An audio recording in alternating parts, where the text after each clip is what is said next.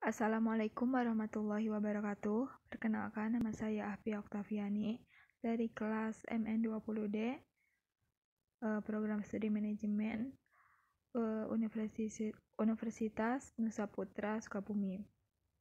Pada kesempatan kali ini, saya akan menjelaskan tentang peran akuntan dalam organisasi. Yang pertama ada akuntansi manajemen. Akuntansi manajemen adalah yang mengukur, menganalisis, dan melaporkan informasi keuangan dan non-keuangan yang membantu manajer membuat keputusan guna mencapai tujuan organisasi. Yang kedua ada akuntansi keuangan. Akuntansi keuangan adalah yang berfokus pada pelaporan kepada pihak eksternal seperti investor, lembaga pemerintah, bank, dan pemasok. Akuntansi keuangan mengukur dan mencatat transaksi-transaksi bisnis, serta menyajikan laporan keuangan yang disusun berdasarkan prinsip akuntansi yang diterima umum, atau General Accepted Accounting Principle atau GAAP. Kemudian yang ketiga ada akuntansi biaya. Akuntansi biaya adalah yang mengukur, menganalisis, dan melaporkan informasi keuangan dan non-keuangan yang terkait dengan biaya perolehan atau penggunaan sumber daya dalam suatu organisasi.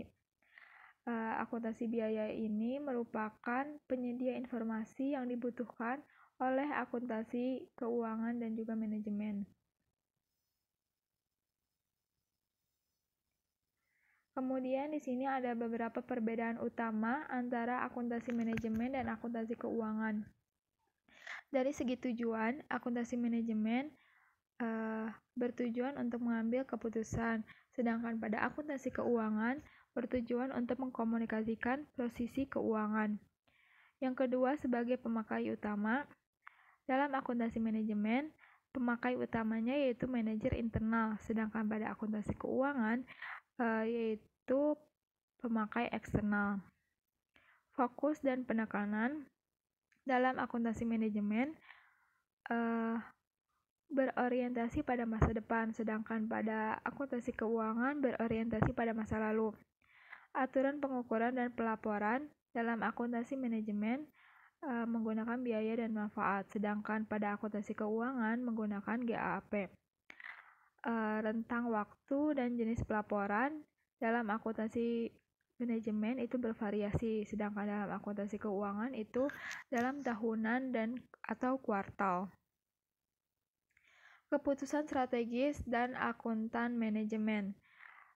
Strategi sendiri yaitu menjelaskan bagaimana suatu perusahaan menyelaraskan kapabilitasnya dengan peluang yang terbuka di pasar untuk mencapai tujuan. Kemudian yang dimaksud dengan manajemen biaya strategis yaitu menggambarkan manajemen biaya yang secara khusus berfokus pada isu-isu strategis, di mana walaupun strategis ini sempurna dan kapabilitasnya baik pun akan sia-sia jika tidak dijalankan secara efektif. Kemudian peran akuntansi manajemen dalam mengimplementasikan strategis itu dengan cara menerjemahkannya menjadi tindakan. Kemudian ada menciptakan nilai, itu merupakan bagian penting juga dalam perencanaan dan implementasi. Nilai sendiri adalah manfaat yang diperoleh oleh pelanggan dari produk atau layanan perusahaan. Kemudian ada rantai nilai atau value chain adalah rangkaian fungsi bisnis di mana manfaat ditambahkan ke produk atau layanan perusahaan.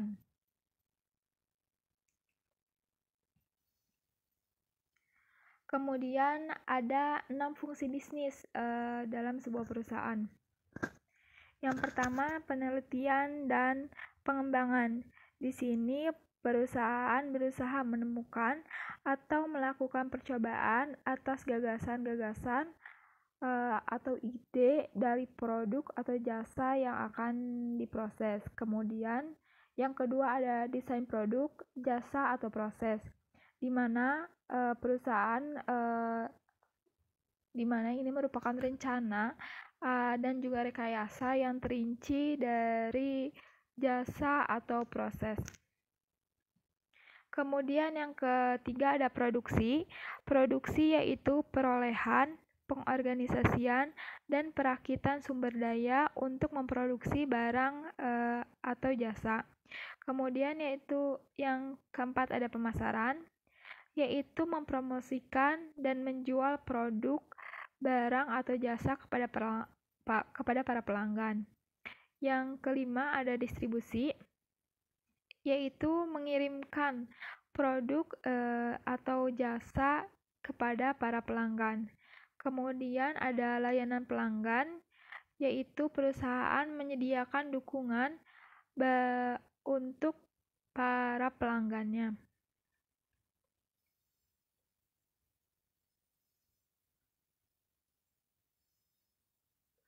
Kemudian ada faktor kunci keberhasilan.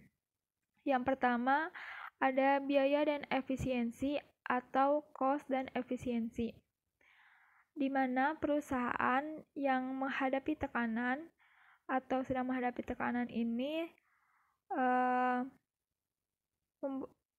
melakukan penurunan biaya atau efisiensi atas produk yang mereka jual. Kemudian ada kualitas. Kualitas di sini merupakan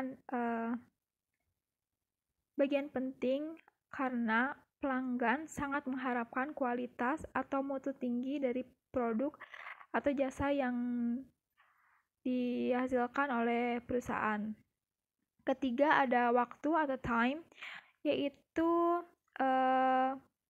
merupakan waktu pengembangan produk baru, di mana waktu ini dibutuhkan untuk mengembangkan produk baru sampai dibawa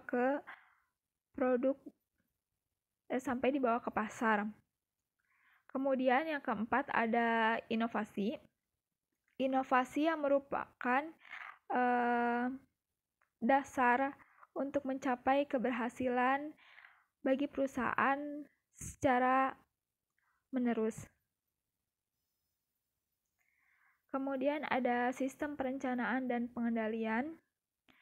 Perencanaan atau planning yang terdiri dari pemilihan tujuan organisasi memprediksi dengan berbagai cara untuk mencapai tujuan tersebut, memutuskan serta bagaimana mencapai tujuan yang diinginkan, dan mengkomunikasikannya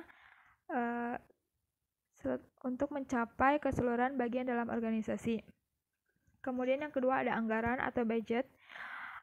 Adalah gambaran kuantitatif rencana tindakan yang diusulkan manajemen yang merupakan alat untuk mengkoordinasi apa yang perlu dilakukan dan dalam implementasi rencana tersebut.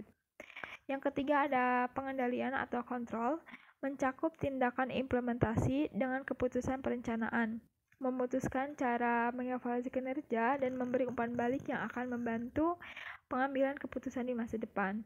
Kemudian yang terakhir ada umpan balik atau feedback, di mana manajer mengharuskan menelaah kinerja di masa lalu dan secara sistematis mengeksplorasi cara-cara alternatif untuk membuat keputusan yang lebih baik berdasarkan informasi yang tersedia dan rencana di masa depan.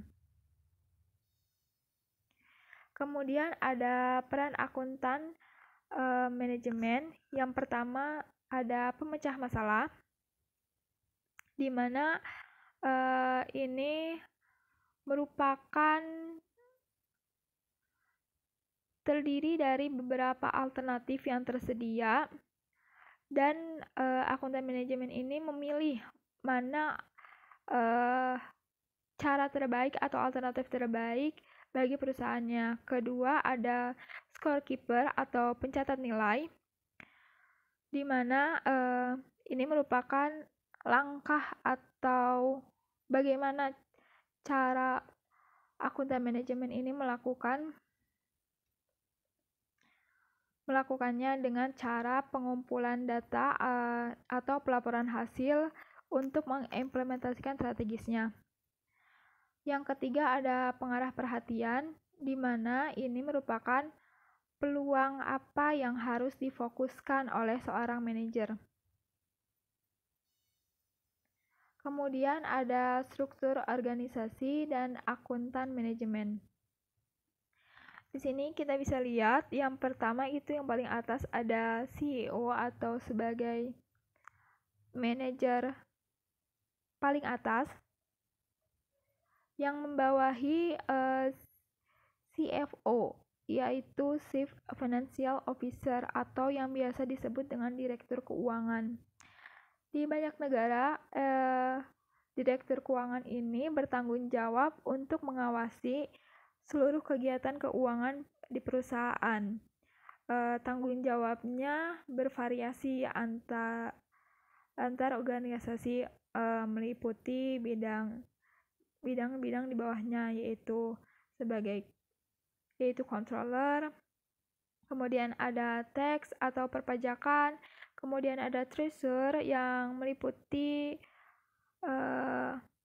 aktivitas perbankan dan pembiayaan jangka pendek dan jangka panjang atau investasi serta manajemen kas. Kemudian ada risk management, meliputi pengelolaan resiko keuangan dari suku bunga dan perubahan kurs serta manajemen derivatif. Kemudian ada financial planning, dan terakhir ada audit internal yang merupakan penelaah dan analisis catatan dengan perusahaan dan ketaatan pada kebijakan serta prosedur. Itu merupakan bagian atau tanggung jawab dari seorang CFO atau Direktur Keuangan.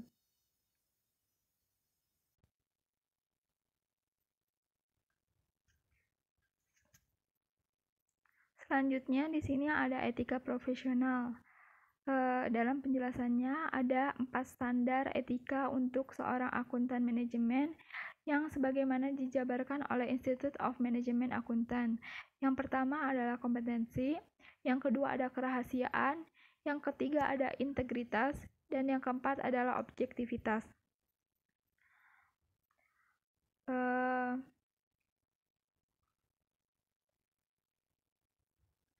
Ini merupakan standar etika yang harus dimiliki oleh seorang akuntan manajemen. Mungkin cukup sekian yang dapat saya sampaikan. Mohon maaf apabila banyak kesalahan. Terima kasih. Wassalamualaikum warahmatullahi wabarakatuh.